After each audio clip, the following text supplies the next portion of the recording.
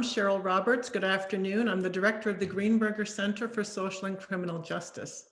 On behalf of the Greenburger Center, I want to welcome you to this afternoon's program, Getting Help Without Getting Hurt. For the next hour and a half, we will hear from 6 panelists, each with a deep commitment to people living with serious mental illness, also called SMI.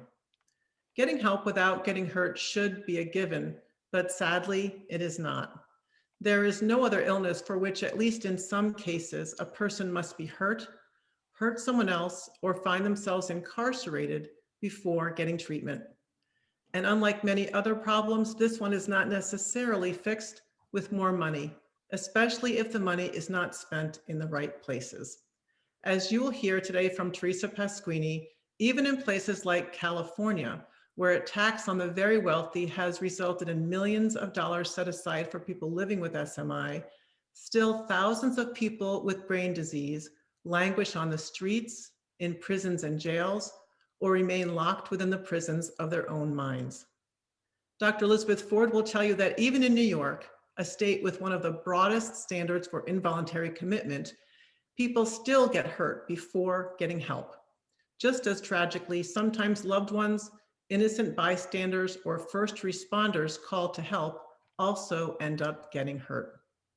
Dr. Ralph Aquila, who has spent 30 years in New York caring for the sickest psychiatric patients, will tell you that changing the standard of commitment, even such as one in New York, won't necessarily solve the problem. Today, Dr. Aquila will bravely say what many others in his profession will not, that it's time to look in the mirror. Evalia Davis will tell you that while we absolutely need better systems of care for people like her son, until that day comes, there are days her son can't wait. The hardest thing she has ever done is to file papers seeking to have her son committed, second only to the feeling of impending doom that her petition would be denied. No parent should have to live like this. Damned if you do, and damned if they won't.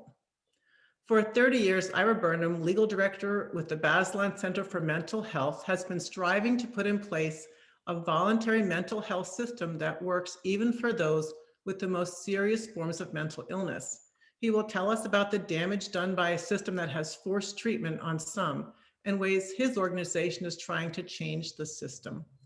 And finally, Eric Smith, perhaps most important of all, will tell us what it is like to be, in his own words, insane, incarcerated, involuntarily committed, and in mandatory outpatient treatment.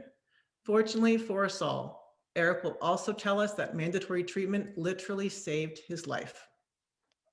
So now I'm going to ask each panelist to tell you a little bit about themselves and why they have come to this work. Then we will spend the conversation talking about mandatory treatments, and we'll also spend most of our time talking about solutions. We will end with about 10 to 15 minutes of Q&A from the audience. Please place your questions in the chat box, and I'll get to as many as possible. You'll remain muted during the conversation, and please note that we are recording. Finally, and most importantly, thank you for attending. And a very special thank you to our panelists for taking the time to be with us today to share their personal stories and their work. Also, a quick thanks to Rob Lombardo of the Greenburger Center for tech support, and to Natalie Diaz, a Greenburger Center Board of Advisor, for helping me with today's program. So panelists, when I call on you, if you could give about a minute or two about yourself and why you're here, I'd appreciate it. So we're going to start with Dr. Ralph Aquila. Okay. Hello, everyone. Let me start off by thanking you, Cheryl, and the Greenburger Center for organizing, I think, a very important event. So as you heard, I'm a trained psychiatrist. I've been working in public sector for about 30 years. I currently serve as Senior Medical Director at Fountain House. And I just want to say a few words about Fountain House. Fountain House was the first of the clubhouse models of rehabilitation. It's been replicated around the world in many countries and many parts of the United States. We are defined as an intentional community, a place where people with serious mental illness could come and be accepted for who they are at this point in their long or not so long recovery journey. We see our community as our therapy. And by that, we mean by empowering people, by giving them opportunities like going back to work, like going back to school. And I think it's a wonderful model. And as I said, it's been replicated many times. We have a brand new one in Phoenix, Arizona called Community 43. I know there's one soon to be started up in LA, Los Angeles, and as I said, in many parts of the world. Cheryl mentioned that I was going to say something about my field. There are about 28,000 psychiatrists left in the United States at this point. And unfortunately, the vast majority of them have left public sector or not in public sector. And I think this is a real tragedy and a real sign of where we are right now, because we don't have the skilled professionals that can act as physicians and as psychiatrists or mental health professionals to really work with our most needy individuals. We are one of the few fields that send its least trained clinicians, our interns and residents, to work with our most seriously ill, while savvy and senior attendings are doing other things. Thank you, Ralph. And we'll get to that more in the question and answer, but I appreciate you bringing it up right up front. I'm going to go to Ira Burnham now. Ira, will you tell us a little bit about yourself and why? Sure, thank you, and hello to everyone. I'm a lawyer with substantial experience in reforming mental health systems. As Cheryl mentioned, I serve as the legal director of the Bazelon Center for Mental Health Law in DC. I guess the two things to know about me and the Bazelon Center is we don't think there's a conflict between human rights and access to care. And secondly, we believe, as Cheryl's remarks reflect, that it's a problem that our healthcare system is for the most part under no legal obligation to reach out to engage people with serious mental illness, and to provide them the services they need, including intensive services like comprehensive services provided by a mobile team. Many of you know ACT, which is one form of this, peer support, help with housing, supported employment. There's a virtual consensus among researchers and among practitioners in the field that these particular services, typically provided voluntarily, help people get better, avoid hospitalization, and help people avoid being arrested and going to jail. Thank you, Ira. Evalia Davis. Hi, good afternoon. I think it is in New York, still morning here in Phoenix. I am the mother of a son who's diagnosed with serious mental illness. We've been managing it for almost a decade now. I am a part of this panel because it's important to continue to advocate for people like my son, so that they can move from just surviving to thriving and really having lives that they are proud of. And that's why I wanted to be a part of this panel, to have that discussion. Thank you, Evalia. I appreciate it. Mm-hmm. Dr. Elizabeth Ford. You're muted. Yeah, hi, hopefully, okay, thanks. Hi, thank you, Cheryl. I'm glad to be part of this panel. My name is Elizabeth Ford. I'm a psychiatrist, have been working for about 20 years, and my career has largely been spent taking care of individuals who have serious mental illness and are or have been incarcerated. So I trained at Bellevue Hospital in New York City, and then and worked in the psychiatric emergency room there actually for a few years, in the midst of also working on the hospital units there that take care of individuals who are detained at Rikers Island, which is the island that holds most of the New York City jails. And I was there and then ran the forensic service there at Bellevue for about 5 years before moving into the larger New York City jail system, and became the chief of psychiatry for correctional health services, which is part of the city's public health system, and provides the health care for people who are detained and incarcerated in the jail system. And then a little over a year ago, I left the jail system and am now the chief medical officer at a community organization in New York City called CASES. It stands for the Center for Alternative Sentencing and Employment Services. And it's an organization that's devoted to the care of individuals who have been or are involved in the criminal justice system. And primarily, in addition to my administrative role, the patient population I take care of now are people who are re-entering the community from prison and jail. And I have had for my career a deep interest in thinking about and trying to resolve what have been in my mind as a doctor, a whole host of ethical dilemmas around forced and coerced treatment in various settings, including criminal confinement. And I'm interested in this. I think it's critical for doctors and psychiatrists to be as thoughtful and as respectful of the patients they care for and their individual needs. And I think sometimes those priorities get distorted in the midst of a crisis. Thank you. And we'll hear more about that in just a few moments. Teresa Pasquini, please. Good afternoon, everybody from California. Yeah, it's still morning here in California, but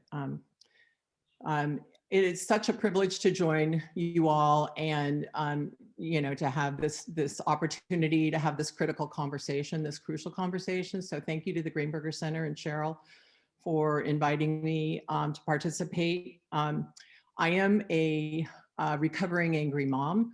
I call myself that now, but I reserve the right to hold on to some of that anger because I think angry moms will actually drive change, and change must happen because the status quo is absolutely unacceptable. I am also an accidental activist, and that's because I'm also the proud mom of an adult son who lives heroically with schizoaffective disorder. And while he was diagnosed early in his teens and was wrapped in love and care, educational supports, had a wonderful therapist, psychiatrist, peer support, we thought we had managed his care. And then sadly literally on his 18th birthday, he fell into what I call the black hole of the adult system of care, fell off the cliff. And the past 20 years have been a blur of suicide attempts, over 40 involuntary holds, and incarceration. We had resources, private insurance, and my full-time ability to navigate a maze of services in one of the most integrated healthcare systems in the country, and it was still a nightmare. And so, it was after one of his first hospitalizations, actually, that I had a psychiatrist, a well-meaning psychiatrist, tell me, you'd be really lucky if you could get him into the criminal justice system. And he said it just like, it's like getting somebody into Yale or Stanford. And I was so mad at that. And I was like, that will never happen to my son. And now I know what he meant. And what he meant was that's where we're providing care for people like your son who are very sick. And so I began learning about all the systems that were designed to keep my son from living free and healing in a healing environment. And I learned early on that the only control I had was over my voice and our family story. And I joined every local, state, and national forum to shatter silence, shame the status quo, and influence system change. The work has taught me to never apologize for speaking up on behalf of the most vulnerable, which does include my son. And however, because of luck and heroics and partnerships, my son is living safe and free in the community today. And that's why I'm a mom on a mission for housing that heals, that will prevent families like mine, yours and ours, from suffering homelessness, incarceration, institutionalization, and mostly prevent suffering of families like mine. Thanks. Thank you, Teresa. And we're definitely going to talk about housing skills in the second part of the program. So finally, Eric Smith, would you please introduce yourself? Sure. Thank you, Cheryl. And thank you to the Greenburger Center for Social and Criminal Justice for hosting this very important discussion and providing an opportunity for people like me to engage in dialogue. My name is Eric Smith. I am a graduate of Assisted Outpatient Treatment, also known as AOT. I'm a mental health advocate, consultant, and public speaker on matters of severe mental illness and AOT. And to give just a general idea of the type of things that I advocate for or speak on, the issue of AOT as a law, as a program, is sometimes referred to as forced or coerced treatment. And I understand where that perception or that misunderstanding, as the case may be, is coming from, because there's involvement of, a civil court order, a judge, and an idea that treatment needs to be followed through by the person on the order. What I bring to the table, I hope, is an understanding that, having lived SMI with a diagnosis of bipolar disorder, a diagnosis of schizoaffective disorder while I was hospitalized, is that it's the untreated and undertreated SMI that forced me and people like me to do things I didn't want to do, things that I wouldn't ever consider doing while sane, like taking up police time, going to the FBI headquarters in the city where I live, taking up the Secret Service's time with delusions about stopping assassination attempts on world leaders and preventing World War III, just thoughts that owned every part of my life, where I didn't think showering was a waste of time, eating healthy was a waste of time, staying clean was a waste of time. All I needed to do was prevent World War III. And that owned every part of my life and really suffocated my ability to experience my rights and freedoms. And so that's just a general idea of the kind of things I talk about, because of course, this topic and conversation of one's rights and one's freedoms, it's a wonderful conversation to be had. We just also have to understand that if an illness is suffocating a person's ability, what's going on there is forced and coercion of their own mind's design. And that is something that's helped and remedied by AOT, which is what it did for me. I'm now currently a graduate student in pursuit of becoming a social worker, so I can help others as I've been helped through policy advocacy. Thank you, Eric. It's inspiring to hear your story, even a little bit that we've heard, and I know we're going to hear more about it. So thank you for being here and for being willing to share what you've been through. So we're going to get into now the conversation. We're going to start with talking about the problem and the issues around it. And we want to set the stage and explain terminology and make sure everyone understands the mandatory treatments we're talking about today, which are involuntary commitment, medication over objection, and assisted outpatient treatment, or AOT, that you just mentioned, Eric. So I'm going to start with Dr. Ford. Can you tell us about involuntary commitment, what it is, how it works in New York, and whether you have ever committed someone involuntarily? Yes, I can. That's but I will first preface this with, because I know there are many people who are on this conference who are not from New York State.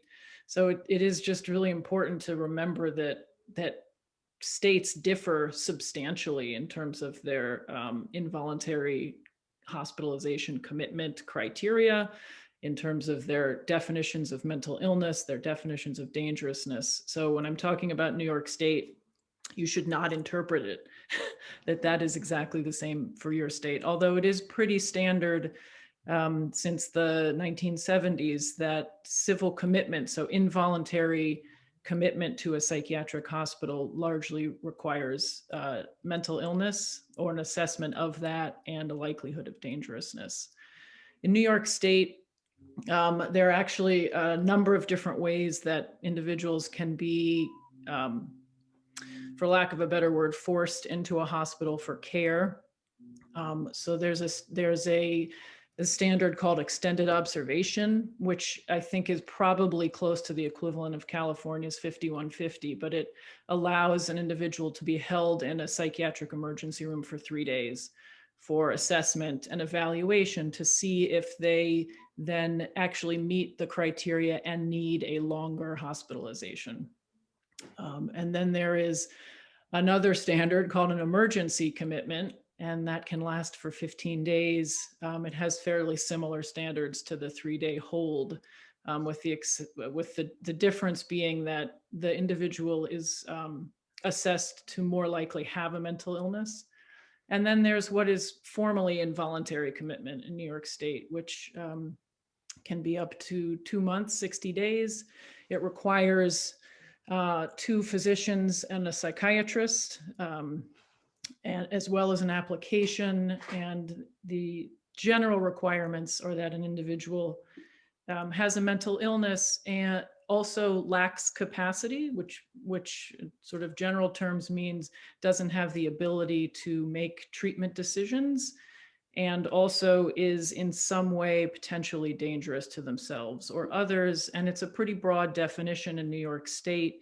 It includes dangerousness to self and others or threats thereof. It also includes, it's not in the statute, but colloquially grave disability, so an inability to care for oneself. And it includes a piece about a history of becoming dangerous in the context of non-adherence with medication.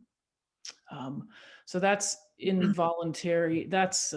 I know there's some attorneys in here, and so they'll probably be, I'm giving the overview here. I have definitely committed people in all of those three categories many, many times to Bellevue Hospital, which is where I worked in the emergency room, and then also on the inpatient units.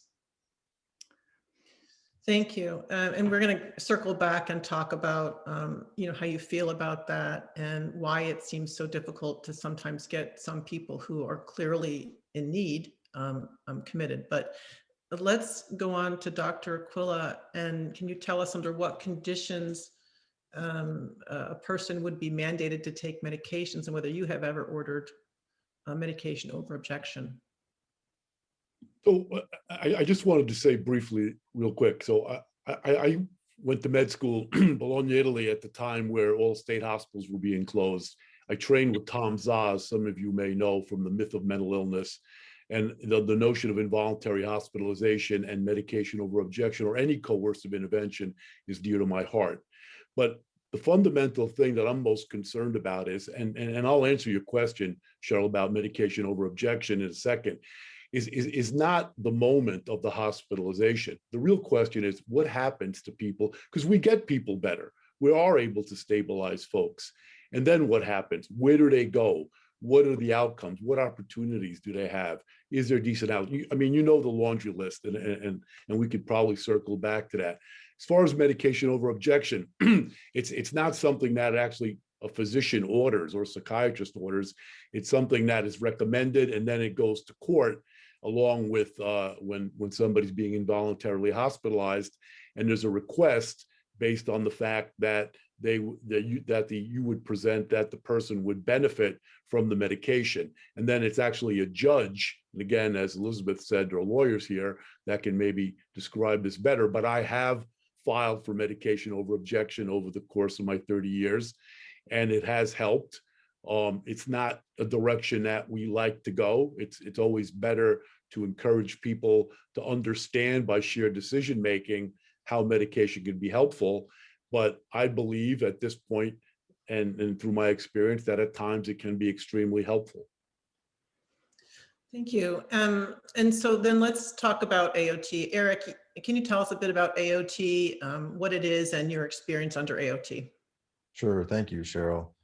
So what AOT is, it's law and a program. So depending upon how it's being talked about in the conversation, people may be referring to AOT as a letter of the law, which allows an AOT program to function and exist. Thankfully, the area I'm in, which is San Antonio, Texas, at the time that I was arrested for a non-violent offense related directly to my symptoms of SMI at the time, I was just so far decompensated and deteriorated psychiatrically speaking. I was taken into the criminal justice system, arrested, not provided treatment for about 30-ish days while behind bars. My parents are on the phone with the jail just saying, my son, he needs treatment. Like, what are we going to do? Like, what's the plan? Like, he needs treatment, and how's he going to get it? And, you know, the jail at the time, which this is not meant to be an indictment of police. It's not meant to be an indictment of the criminal justice system as a whole. It's just to say the criminal justice system is not designed to meet the type of needs that people like me present with. So it was unfortunate that me, like so many others, got involved with treatment by way of the criminal justice system. So that's just to give you some preface of what leads into AOT for me, where I'm at.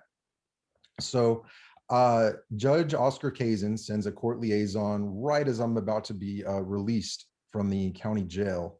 And that court liaison meets with me to find out if I would be a good fit for inpatient care, because I very much was in need of the type of care that one would find in an inpatient setting. Luckily, the stars aligned. I was transferred from the jail before I was released of my own free will, which at that time would not have been free will. I underscore that because I was quite ill at the time and at the whim of whatever my mind could conjure up at any given moment, real or not. And for the most part, not real. So I moved to the inpatient side of things until I am stabilized enough to be reintegrated back in the community. And as we saw, or we heard Ralph, Dr. is Aquila, I want to make sure I'm really pronouncing your last name correctly. Is that Ralph is just fine, Eric. just You're Ralph? doing great. All right, thank you Yes. so much. So So as Ralph was saying, what do you do once you've got someone stabilized, and you know, like what's next? And for me, that what's next, that big question that professionals and people really familiar with the progression and what the trajectory of SMI treatment looks like, there was a what next for me, and it was assisted outpatient treatment. What that did for me and what it looked like for me as a consumer of that program based on the assisted outpatient treatment law where I live is a civil, which I want to highlight as a non-criminal. This is a civil court order. I am not being punished in any fashion. This civil court order and Judge Kazin's team, the way he chose to implement AOT here, made use of a combination of his civil court order, a psychiatrist, social work, a nurse who helped make sure I got my meds, an attorney who made sure my rights weren't being violated, which they weren't at any time on that outpatient order.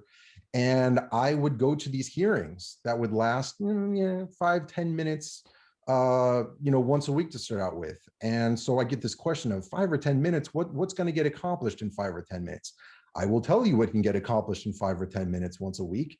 And that's when you've got a judge sitting there, a social worker sitting there, experts from a wide array of disciplines looking at me, assessing me, determining, am I well enough to remain on the outpatient side of things? Do I require an adjustment in meds? Am I appearing less sane? Do I need to be moved back to the inpatient because things are deteriorating?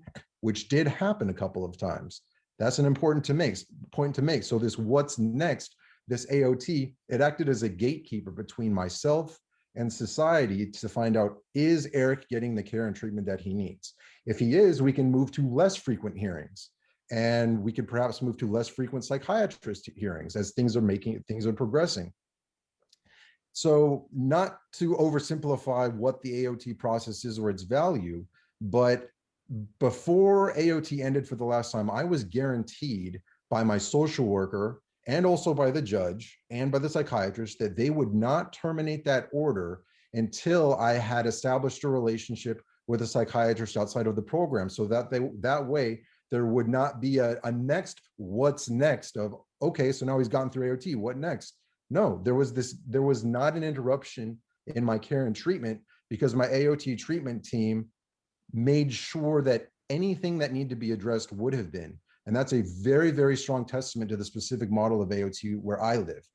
I say the AOT model of where I live because some of you may know AOT can look like quite a different model or program in one state to the next, and even different counties within the same state. So I know I'm really rushing through and hitting on a lot of points, but I'm hoping that people just kind of have a general idea of what it's all about from that. Thank you, Eric. Yes, and I'll just mention another portion of AOT or aspect of AOT, at least in New York, is that once you are put on AOT, you get bumped up in the line for housing and for treatment, which can be really significant for, at least for people in upstate New York, where those services can be so, so rare. So thank you for that. So we've gone over what those mandatory treatments are that we'll be talking about today. And I want to talk about how they've been applied. So Evalia, if you could talk about your son. I know you've had to commit him, I think more than once. Can you Yes. tell us a bit about that? What happened and what services you think could have helped to avoid the crisis? Yeah. So my goal is to not ugly cry while I talk about this stuff today. My son, the first time he was petitioned was actually not by me. It was by a nurse. He had just turned 18, and he was going through one of the most significant crises that I think he had had. To that point, he had been yelling and screaming, banging on the walls. So my husband and I took him to what we thought was a psychiatric hospital. They would not accept him because they weren't sure if there weren't any other medical issues that were causing him to present that way. So we left that place and went to an emergency room that they had recommended. I want to be clear, he had just turned 18. My husband and I were very confused about what was going on and why our son, who played AAU basketball, went Little League baseball, for all intents and purposes, was a well-adjusted child, was completely in crisis and not like himself. We had had an incident while we were driving where my son felt like my husband was talking to him and making fun of him. So he had jumped at him while my husband was driving, and what he thought was defending himself. The nurse said that he had put us in danger, and she was going to she would petition him. Again, we have no idea about the system. So that is the first time we were fully thrust into the chaos of what I would call the mental health system. He was put on court order treatment, which is what we call it in Phoenix. Eric calls it the AOT, similar things where you have supportive services. As Cheryl said, I've had to call and petition my son many, many times. It is always the hardest thing I have to do. My son's a 6'4" African-American male. So you all know what that comes with. Petitioning in Arizona does not mean a mobile mental health people come to your house. The police come to your house. They put your son in handcuffs. So when you petition, you have to be ready for that. It is very, very heart-wrenching, but it is very, very necessary. When your child is in crisis and you cannot do something to help them stabilize, the only option at that point is to petition and to get him help. He cannot get out. The mind is playing tricks on him. As Eric said, he is in a prison in his mind. And as a parent, you're unfortunately in the prison with him. So petitioning, filing that paperwork, hoping you said the right things on that piece of paper, and hoping it gets approved is very, very difficult, because you can't say he took any drugs, even if he has. You have to make sure that you articulate clearly that a way that the judge would say that he's a harm to himself, or he's a potential harm to you, or that he is a danger, sorry, that's the right word, to himself, or a danger to you. There can't be any, well, maybe he isn't. You have to, even if you have to exaggerate a bit, it has to be clear. So it is hard, but it is very, very necessary. Evalia, your presence here today is so deeply appreciated. Your bravery and encourage to talk about this. I only wish I could be next to you. We could have, and I would give you a hug. I know Thank we you. all are feeling that way. Thank you so much for doing this. We Thank are you for going, having me. yes, no, we're feeling your pain here.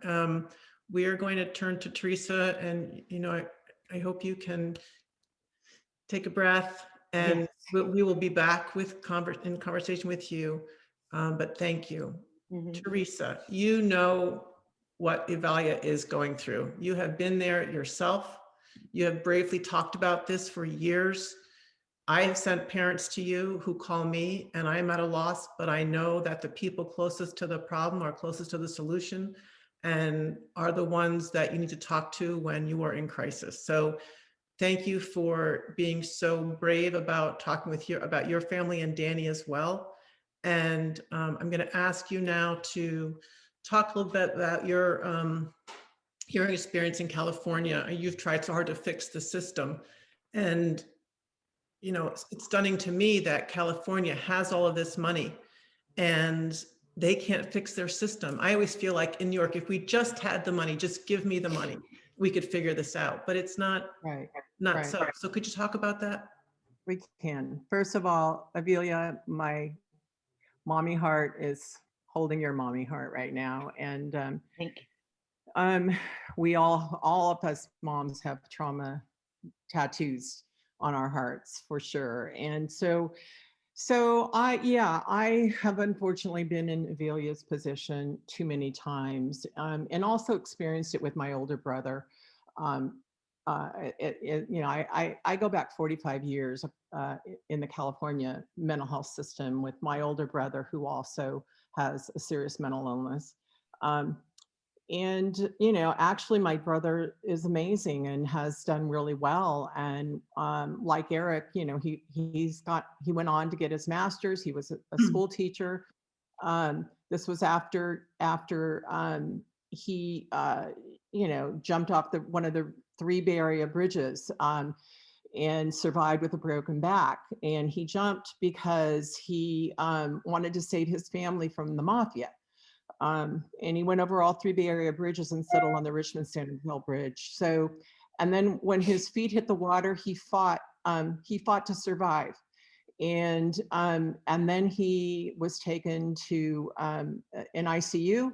And after that, he was taken to a locked facility where it was my first experience of going behind locked doors and seeing my handsome big brother lying in a bed. And so I was fortunate in that I had that experience. And even though my dad said, "Oh, don't talk about it," and I said, "Dad, it was in the paper." It was, he was a student body president, and but my brother was wrapped in care and love and support. And back in those days, we gave long-term care in hospitals and got medically necessary treatment and recovery supports. And he came home to live with our family. We lent him money to go back to school, and he went on to be a school teacher. So that was the system that I thought I was entering with my son several years later when my son became ill. And as I've learned from Avilia, I'm sorry, there is no one-size-fits-all system. And California has, I believe, tried desperately to create a one-size-fits-all system. And too many people are falling off cliffs, jumping off bridges, feeling every jagged edge of every jagged piece of the system. So in 2004, the residents of California voted for, passed a law that I had walked the streets of my neighborhood to get signatures for. And that was the same neighborhood that the ambulances and the police drive up to, and they've watched my son Danny walk out our door to get into the ambulance at the bottom of our driveway. That's the same door I carried him through as a baby. And no mother ever wishes that her son is going to someday grow up to be, walked out a door.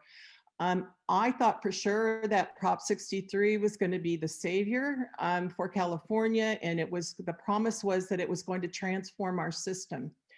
And it did bring in billions of dollars, billions. And, it's the millionaire tax that you might hear about. And I can tell you, I joined when it was being implemented, I had enough experience to know that the system was so broken that I joined a local mental health commission. I joined every committee there was to learn and to help. I wanted to help implement this great law that was going to transform my family's life. And what I found out was that, my family was going to be the forgotten piece of this, and that this wasn't going to be helpful for my son, who needed long-term treatment. As I said, his psychiatrist thought he, might do best in jail. He eventually did end up in jail. And that was after probably, I don't know, hundreds of thousands of dollars were spent on multiple hospitalizations, long-term placements. And so, but none of that was paid for with the Millionaires money, which is only for voluntary care. And so we did use that money to build up our voluntary system, our community-based system. And I'm not denying that that anybody along the continuum, whether it's stage 1, 2, 3, or 4, needs to have access to care and the right care at the right time. And so I am a supporter of many of the programs, but we lack an infrastructure in our state. And I think last time I heard it was like $18 billion over the last 17 years. And I will say that, we are just now beginning to understand the need to build up our infrastructure. And fortunately, our governor is committing this year, proposing, I should say, a $750 million general fund budget line item to shore up our behavioral health infrastructure. And while I'm grateful, all I can say is it's about time. And I just don't think that anybody who read the Prop 63 initiative ballot, thought that our streets would be filled with tents and homeless encampments and watching people die, either from psychosis, from drug addiction, from a lack of access to the right care at the right time that they needed. And just to give you some data on that, I will share that 40 counties in my state, this was just reported to our legislature by the Department of Healthcare Services, that 40 counties in California have no crisis stabilization unit. 38 counties have no mental health rehabilitation centers. 37 counties have no psychiatric health facilities. 31 counties have no licensed inpatient psychiatric beds. 15 counties have no substance use disorder residential treatment beds.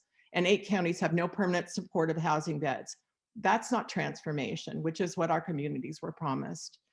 That is the human tragedy and the crisis. And so, no, those billions didn't bend the harm curve in California. Thank you. Yeah, so it's I'm going to quote DJ Jaffe for a second. He would say it's money spent on he would say, I think, the worried well, or people that don't have the serious level of psychiatric issue that, that disease that you. DJ did say that, and DJ, our beloved friend, was a warrior for the seriously mentally ill, as am I. But I don't want us to have to pick and choose. Like I said, I believe that we can have a system for stage 1, 2, 3, and 4, and that Right. we shouldn't have to, to pick and choose, and that it's only until we have conversations like this and sit in the room together and redesign these systems that we're going to get that. And I just don't want stage 4 thrown away. The current,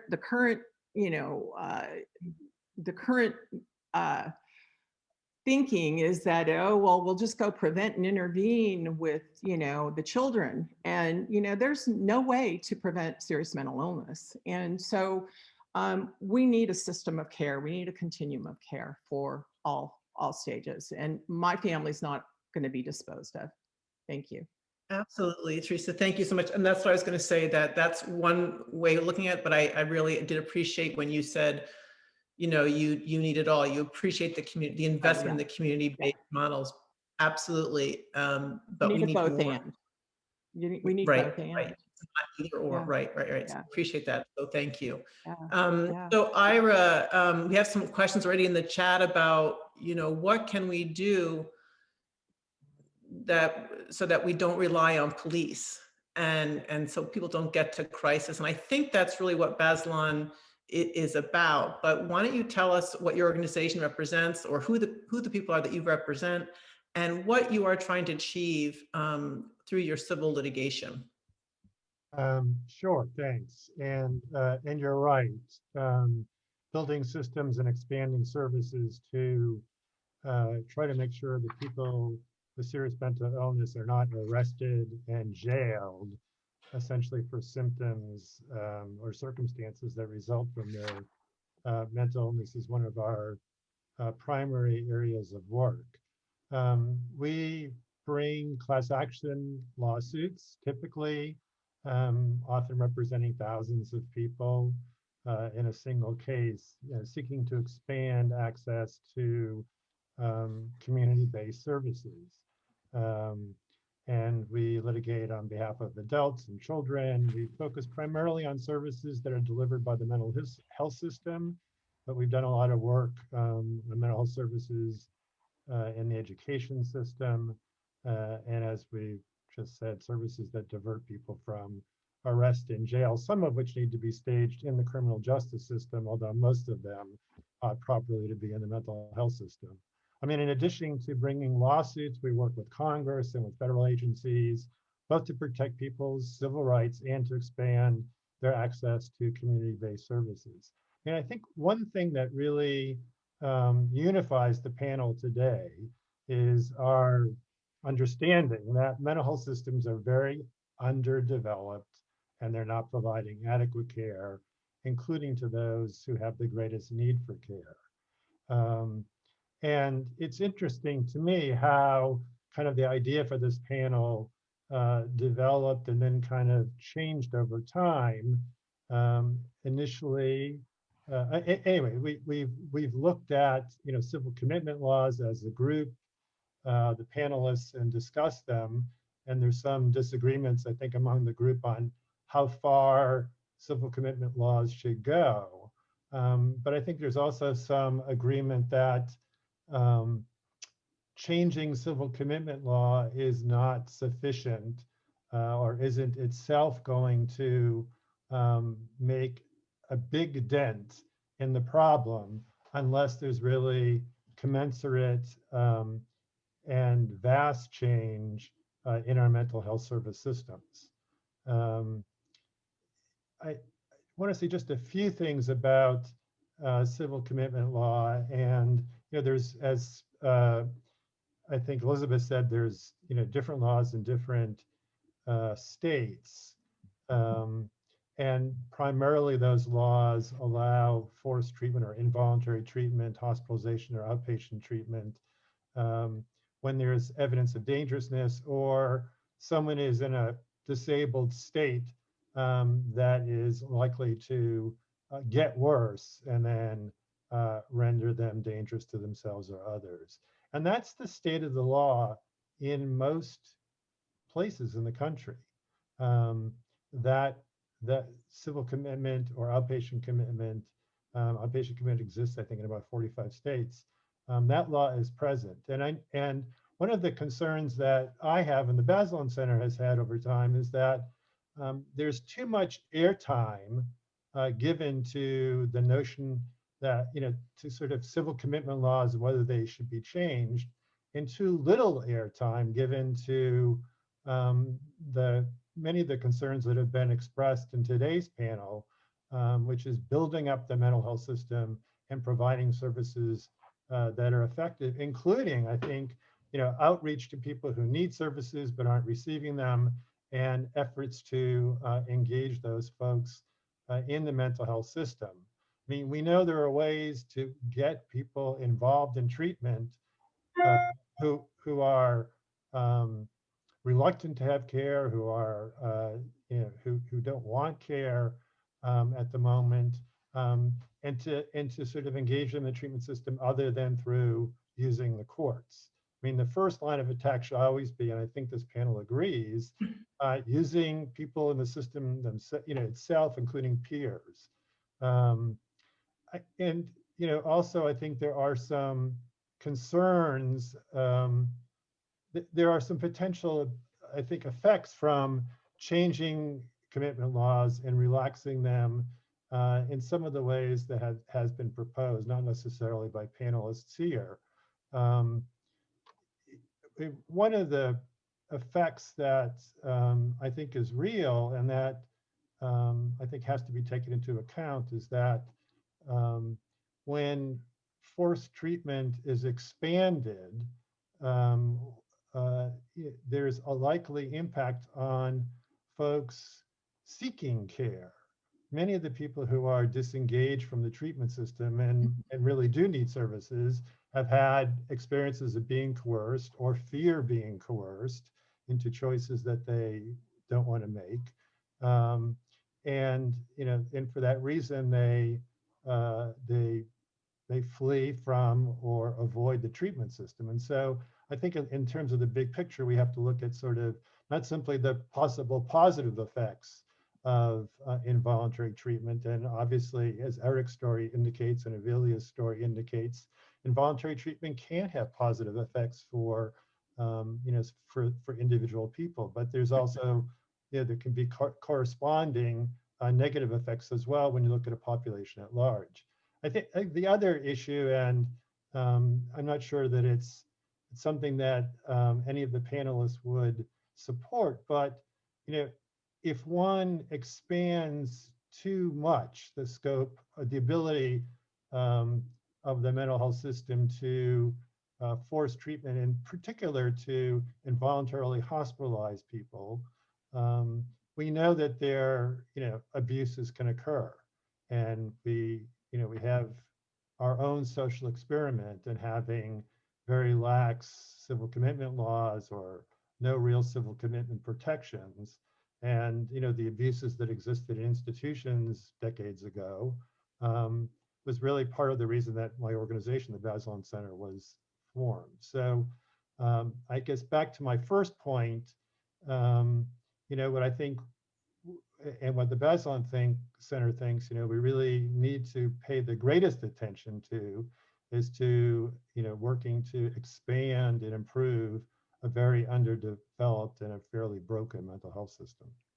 Thank you, Ira. So before we go on to solutions, I just want to, at least, we'll give probably all panelists, but Dr. Ford and Dr. Aquila to talk about some of the things that Ira just mentioned. And I'm interested to know whether the doctors here really see that happening. Are their patients really afraid of the commitment, or are there other issues going on? I think, Dr. Aquila, you have talked about your experience in emergency rooms and the fact that it wouldn't matter what the standard is, there's reasons why, systemic reasons why this population is not always admitted when they need help.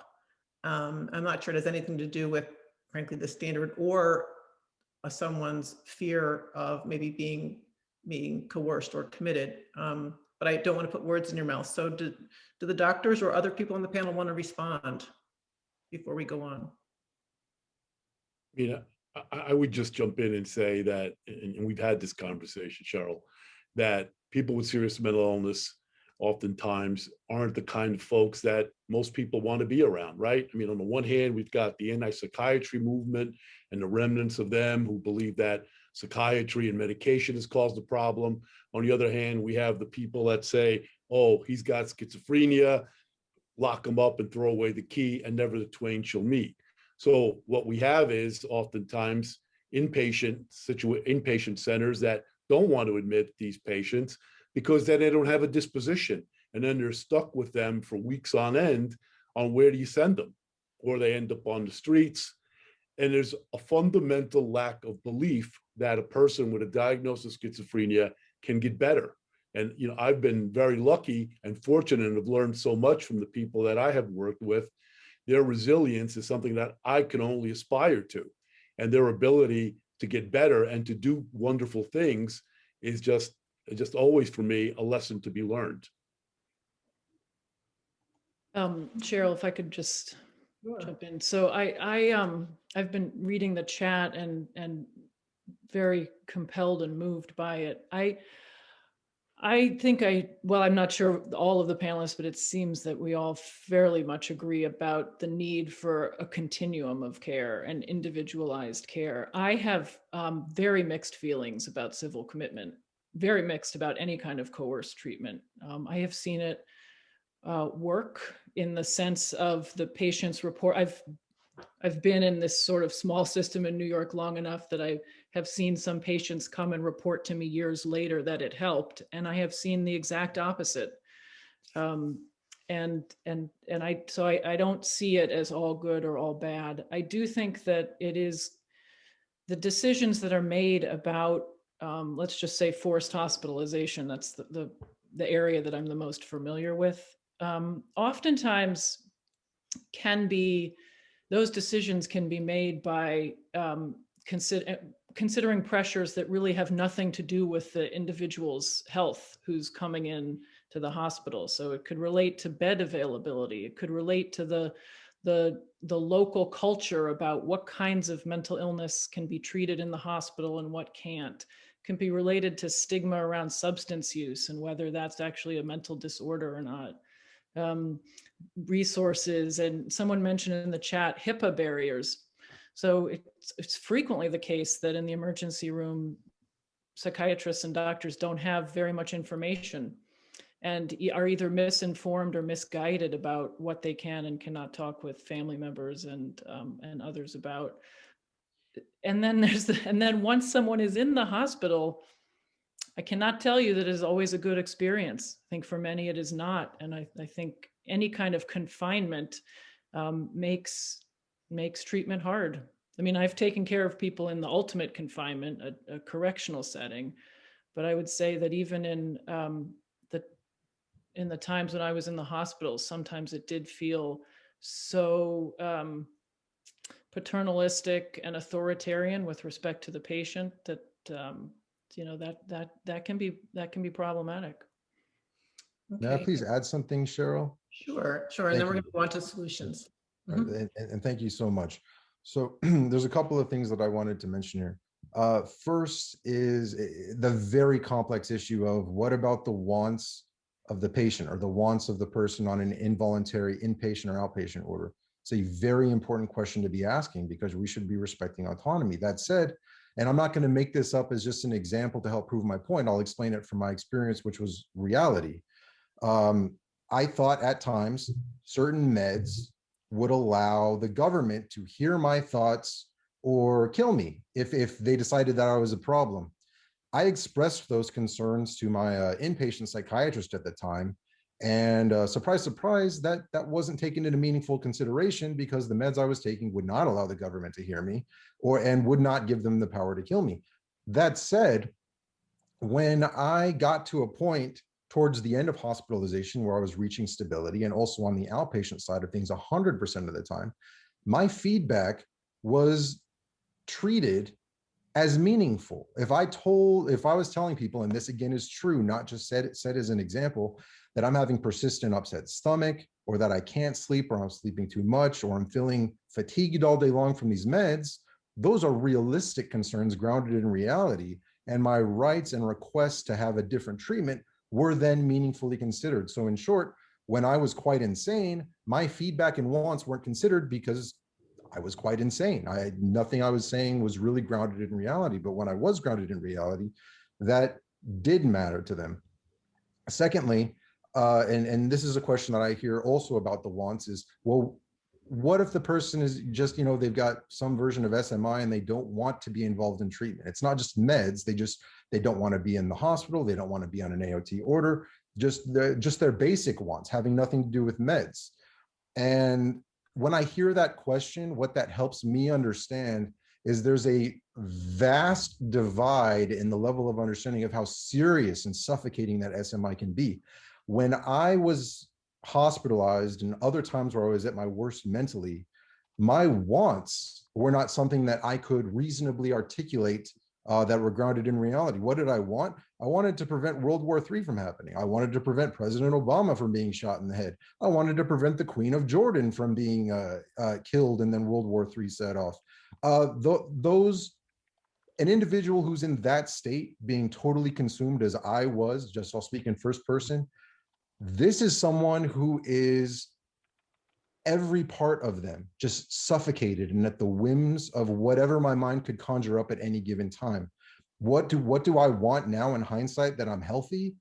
I want no one to ever experience that. And when they do, because serious mental illness is the thing that happens, we need to have appropriate tools and mechanisms in place to address it.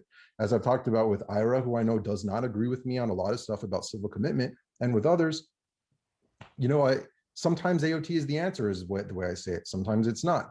Sometimes involuntary hospitalization is the answer. Sometimes it's not. Regardless, we need to have all of the tools available possible to meet the needs that are very complex associated with the SMI population. If an individual with SMI is functioning well enough that they're not being consumed by their illness, let's say that they're living with a roommate, they may not even have high aspirations or goals and dreams in life, but this is not an individual that I would recommend, from just my opinion, saying this individual doesn't need to be an AOT. It's not a catch-all for people with SMI, but it is a tool that's needed for people like me and families like mine to stop straining themselves in the system. Thank you, Eric. Thanks for that perspective. And it leads us very well into the next conversation. I want to talk about some solutions. I want to talk at least hit on housing that heals, advanced mental health directives, and specialized training for psychiatrists and doctors. So Teresa and Evalia, if you want to jump in too, I don't know where you stand on the housing that heals, but Teresa, I'll just say that, more and more studies are coming out that show that housing turns out to be one of the most important, if not the most important thing for successful treatment, even sometimes more than medication. If you have a place to live that's stable and supported, you do much, much better. So I know you're very involved with this, and you've written a paper about it with one of your colleagues, who I think is also in the audience today. Could you tell us about housing that heals? Yeah, I will. And I know that there's a wonderful model in Arizona that Avilia might want to speak to too. I know that the Lighthouse model in Arizona is great.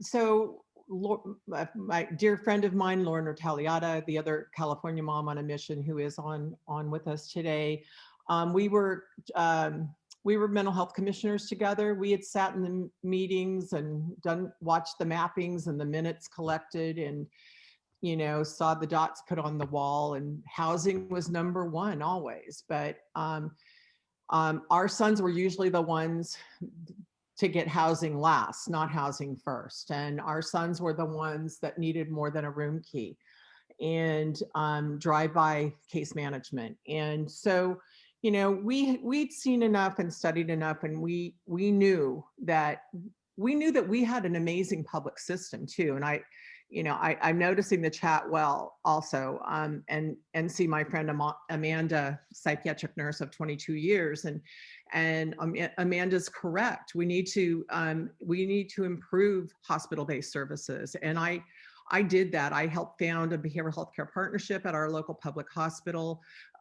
back in 2009, and it was an amazing experience. And for the forgotten patients in the forgotten units, but there was still no place to divert those people. And, we also have amazing public servants working in our jails, who don't want to harm people, so for those that are there, we have to move away from this jail facelift mentality, just make the jails better. And we have to start focusing on building the continuum outside and building, what we have coined housing that heals. Lauren and I talk about how a lot of times we hear everybody talking about going for the low-hanging fruit. And the low-hanging fruit is usually the people that smell nicer, and as Ralph says, and aren't as sick as some of our loved ones. And but as Lauren often says, the fruit on her fruit trees are rotting at the top. And if you don't pick the fruit at the top, it's going to rot. And we are, basically asking people to reach a little higher and to go for those that need more than what's being offered right now. And so we took our experience as moms. We traveled across California, over 3,000 miles. We attended meetings. We invited partners to join us along the way.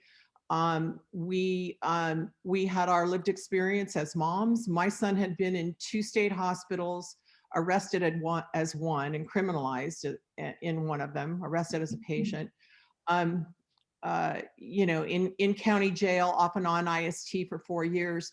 It was a locked facility that gave him his life back, that where he was, with luck and heroics, he was transferred to an IMD in Merced County and received the right care at the right time, at the right place, finally, and all charges were dropped, thank God. And now he is, for the first time in, I think, 8 years, living free in a community placement, an adult residential facility. That is also an amazing model.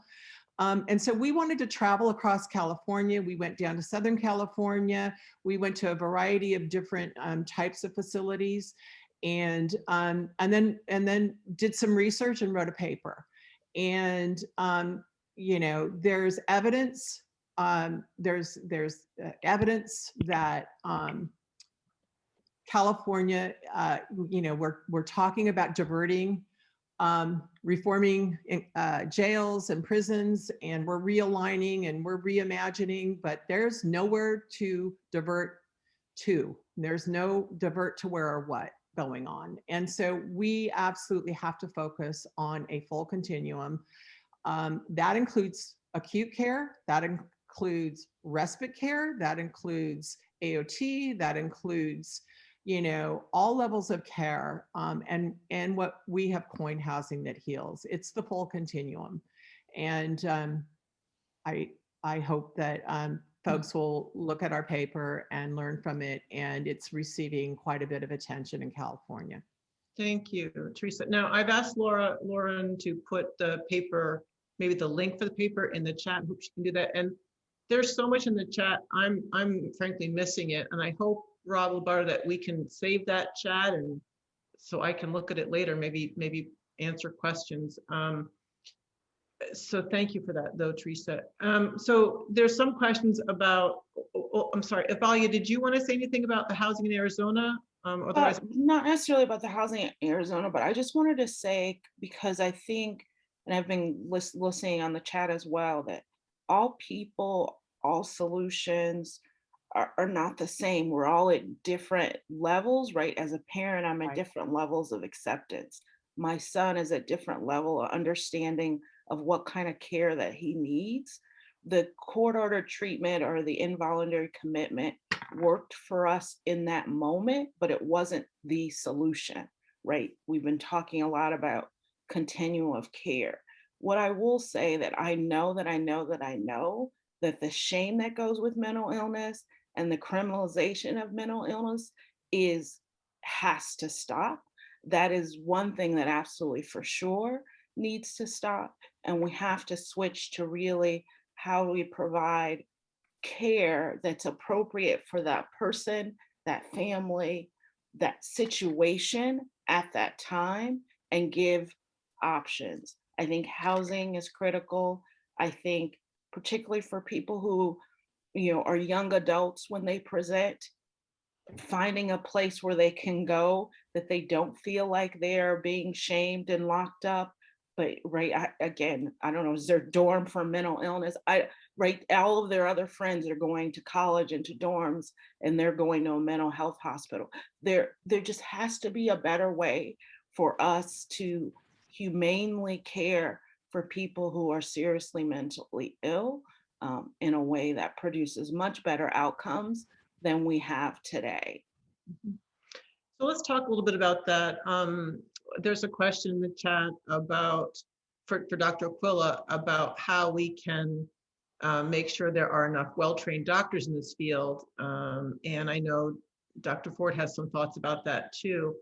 I'm wondering if the doctors could talk about that, and also about advanced medical directives, so that hopefully, we have that directive when someone ends up in crisis, so that we know what they actually want to have happen. So Dr. Aquila and Dr. Ford, can you talk about that?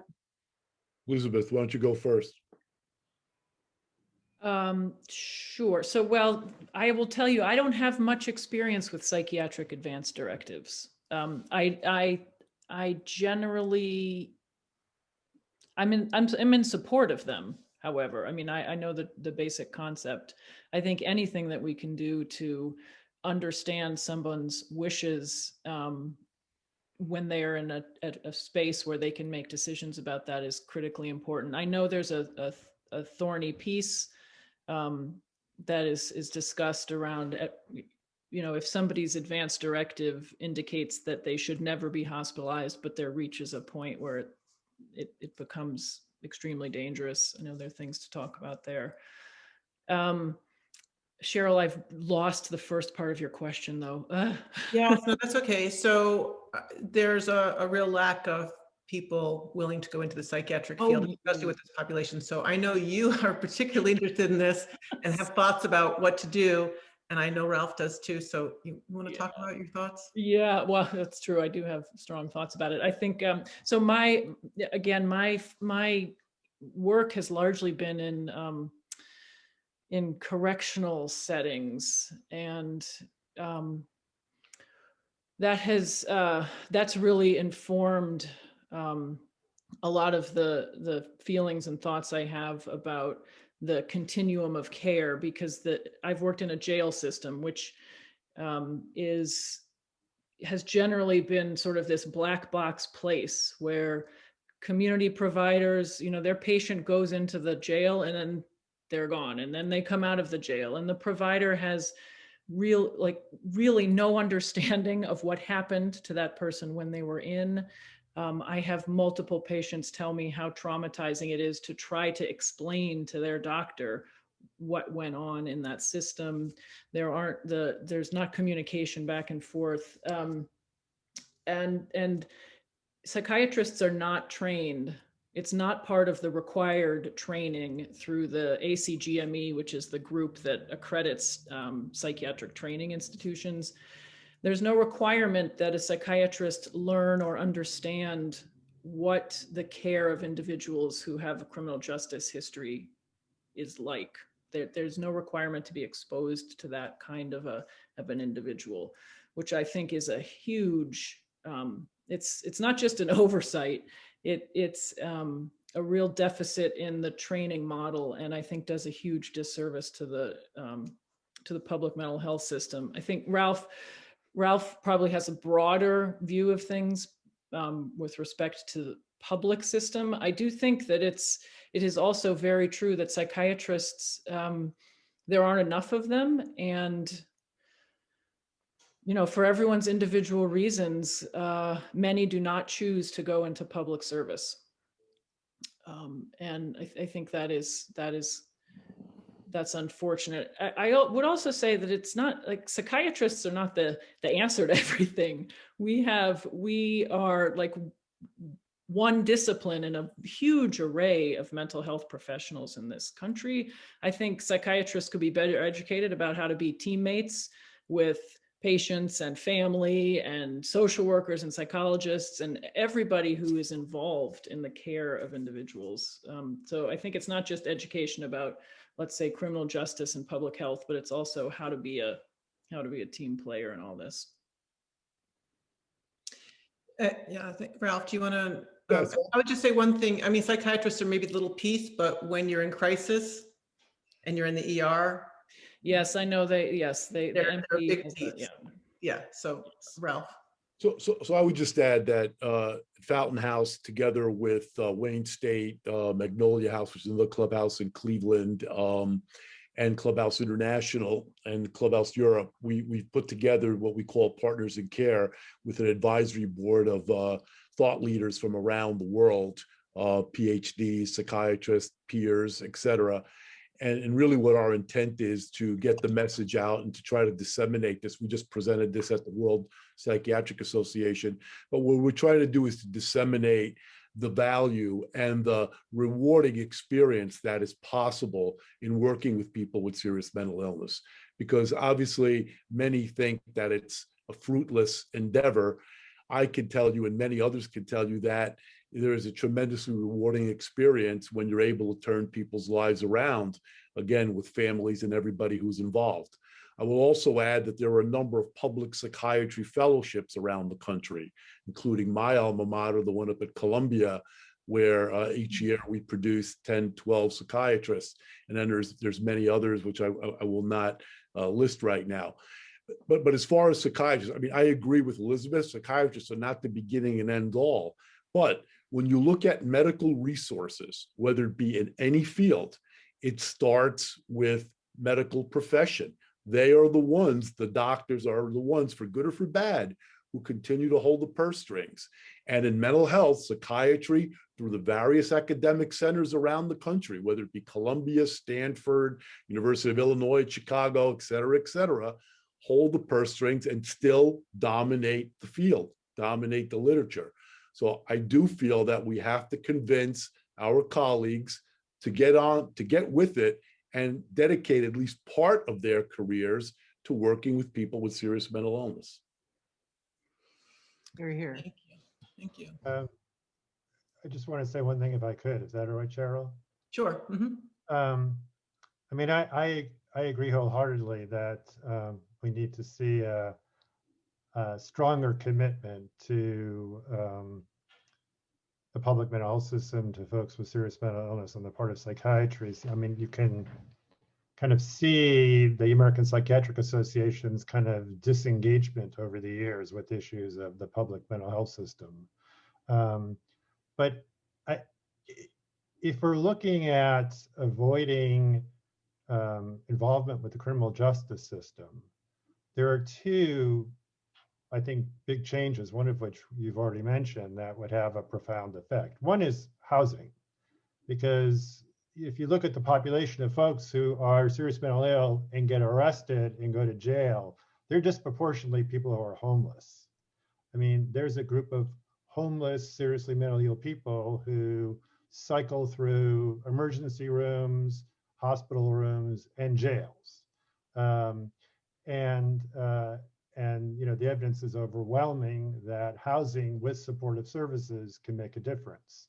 And I won't describe all our work here, but you know, there's lots of models that states use to create housing, but the most efficient, least expensive one is to subsidize rents. You know, pay providers to find apartments, subsidize the rents on the apartments they find, and then pay the providers to organize support services. Elizabeth's cases, I mean, I got involved with cases years ago, and you know, for diverting people with mental illness from the criminal justice system and keeping them out of the system once they re-entered society, that model was, you know, was used of subsidized apartment and an assertive community treatment team for services for certain people. I mean, the other big reform, which I don't think we've really talked about here, is a system of crisis services.